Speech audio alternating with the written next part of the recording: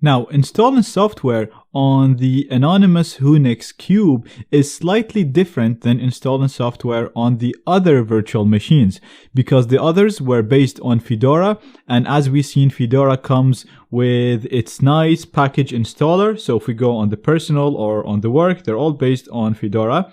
So if we want to install something on any of them, we go to the Fedora template and we click on software. This will launch a really nice graphical interface that allow us to install software, and anything we install in here will become available to work, personal, untrusted, and so on, because they're all based on the Fedora 30.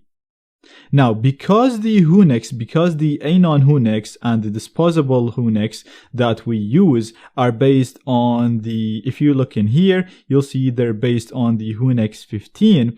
You'll see that installing software on the Whonix 15 is a little bit different than Fedora because it does not have a nice package manager, a nice graphical interface. Therefore, we're going to have to install software from terminal. Now, don't worry about this. I'm going to take you through it right now. If you've done any of my other courses, then this will be very easy and very familiar to you, but I still suggest you watch this lecture as you might learn a trick or two. Now, to do this, we're going to have to, let me minimize this. We're going to have to go to the template that we want to install software on. And like I said, there is no graphical user interface that allows us to install software. Therefore, we're going to have to do it from the terminal. Okay, now this will start a nice terminal for us. I'm just going to clear its screen. And the first thing that you want to do when you start this terminal is update the sources from which you can download packages and software. We need to do this with admin privileges. So to run a command with admin privileges, we have to first type sudo and then type the command that we want to run. And in my case, I want to update the sources like I said, so the command will be apt-get update. So apt-get is the program that we use to install software on Debian-based operating systems such as Whonix, and what we want to do is literally just update the sources from which we can download software. We're not updating anything, we're literally just updating the list of packages that we can install. Once this is done, we can search for packages and install them. So let's say, for example, you want to install Pigeon. If you remember, we used Pigeon before for instant messaging in Tails. So let's say you want to install this. To do that, first of all, let's say you don't really remember the program name, or you want to search because you're not sure what the name of the Pigeon package. So let's say you want to search for this program. We're going to do sudo again, and we're going to do apt catch, and we're going to say I want to search for a package called Pigeon. Now this will list all of the packages that has the word Pigeon in them. So you'll see the package that you want, plus a lot of other packages, maybe related, maybe not even related. So for example, let's say you're looking for a chat program or a messaging program, you can just do apt catch search message. In my example, as you can see right here, I have the name of the package that I want to install, or the name of the program, Pigeon, and I also have the description of it, which is a graphical multi-protocol instant messaging client. So all I need to do is basically install a package called Pigeon. Now to do that, again, we're going to do sudo because we need to run this under admin. We're going to use the same program, apt-get, and instead of updating the sources, we're going to say I want to install a program called Pigeon. Very, very simple. We're going to hit enter. And because I've actually downloaded and installed this before, it's automatically downloading and installing it for me without asking me. But for you, if you're installing software or a package for the first time, it's going to ask you to confirm, and you're just going to have to type Y and hit enter to continue the process. Now, once this is done, Pigeon is installed now on my template virtual machine, my Whonix workstation 15. Like I said, we never use the templates to run the actual software. We only use them if we want to update or install software. So this is done. This is installed. We're happy with it. I'm going to close it, and I'm going to shut down my Whonix workstation.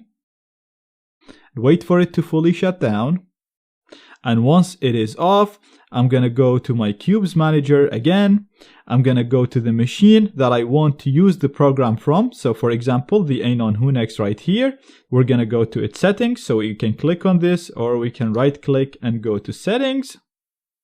We're going to go to applications. And as you can see, we have the Pigeon Instant Manager available for us in here. Now you want to make sure that the machine is off when you're doing this, otherwise you won't see it. If you don't see it, try to click on refresh applications and it should become available. Now once we have it, we're going to click on it here to make it available in the drop down menu in here, and we're going to click on OK. So now I can go in here and I can go to my Anon Whonix, and I have Pigeon Instant Messenger right here. So I can click on it, wait for the virtual machine to start, and it'll start Pigeon for me once the virtual machine is working. And perfect, as you can see, now I have Pigeon working inside my Anon Whonix domain, and we can use it exactly the same that we learned with Tails. You click on add, you create your user, or you log into your existing account, and then you start communicating, sending messages, and so on. Now in this example, obviously I literally just installed Pigeon, but you can follow the exact same steps if you want to install any other program or any other package. Now I highly recommend you get comfortable with using the terminal and installing programs through the terminal through apt-get. But if you really want to have an easy way of installing programs, a graphical user interface, then you can install a program called Synaptic, which basically interacts with apt-get and allows you to install software through a nice graphical user interface, similar to what we did when we were installing programs inside the Fedora 30 virtual machine.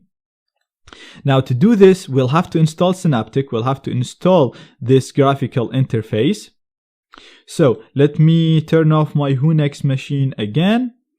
And we're going to go back to the terminal of our template, which is the Whonix workstation. And we're going to clear the screen. And this time, instead of doing apt-get install Pigeon, we're going to install a program called Synaptic. We're going to hit enter. It's asking me if I really want to do this. I'm going to say yes, please install it for me. And like I said, this is literally just a graphical user interface that allows us to install packages if you really don't want to use the terminal.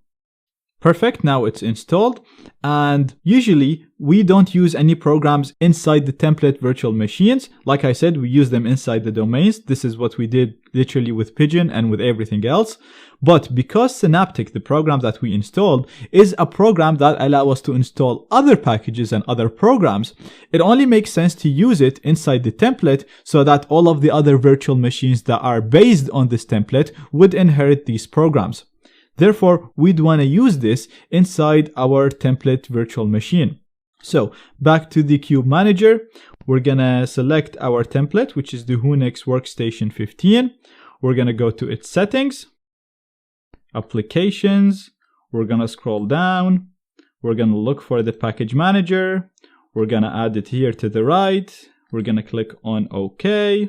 And now if we go to the drop down menu of it in here, you'll see we have a new entry, which will allow us to launch this graphical interface for the package manager for apt-get. We're going to close this warning, and perfect. As you can see, we have a program that has a nice graphical user interface. You can use the search button in here to search, and then if you want to install any package, you literally just tick it in here from the list, mark for installation, and mark, and then click on apply to apply the changes and install the package. Like I said, I highly recommend getting used to using the terminal. It is much better, and if you know how to use it, you can use it across multiple platforms. You're also installing less packages, so there is less attack surface. And finally, there are people reporting issues with Synaptic inside Whonix. They're saying it creates a lot of problems. So you can see whatever suits you best and just go with it. Now finally, before we wrap this up, I'm going to close this, I'm going to quit. I just want to show you how you would update any virtual machine or any template. I've touched on it before, so you can actually start the template, whether it's a Fedora or Debian, or even if it's another operating system. Literally look up how that operating system gets updated and follow the steps. So usually for Linux, you do apt-get update, apt-get upgrade, and then apt-get dist upgrade to upgrade for another distro if there is a new release. Alternatively, you can actually just do it in here from your Kube's manager. For example, again, let's say you want to update your Whonix workstation. Right click, click on update. This will automatically start the virtual machine if it's off. In my case, it was already on. It'll start the terminal. It'll check the sources. And once it gets a list of all the updates, all you have to do in here, it's asking us to confirm. You'd hit Y, hit enter, and it'll update it for you.